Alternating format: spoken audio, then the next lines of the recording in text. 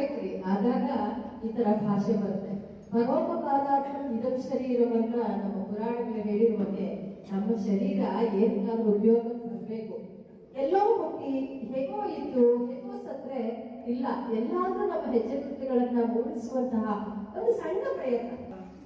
ಗುದ್ದಲಿ ಪೂಜೆಯಿಂದ ಹಿಡಿದು ಮೇಡಮ್ ಅವರು ಅವರ ಕುಟುಂಬದವರೆಲ್ಲ ಈ ದೇವಸ್ಥಾನ ಅಂದ್ರೆ ರಾಜರಾಜೇಶ್ವರಿ ಸನ್ನಿಧಾನ ಅಂದ್ರೆ ನಮ್ಮ ಮೇಡಮೇ ನಮ್ಗೆ ನೆನಪಾಗೋದು. ಅವ್ರ ಅತ್ತೆಯಮ್ಮ ಅವರು ರುಕ್ಮಣಮ್ಮ ಅವರು ಇದೊಂದು ಗೆಳತಿ ಬಳಗ ಅಂತ ಇಲ್ಲ, ಒಂದು ಭಜನಾ ಮಂಡಳಿ ರಾಜೇಶ್ವರಿ ಅಂತ ಮನೇಲಿ ಶುರು ಮಾಡಿದ್ನ.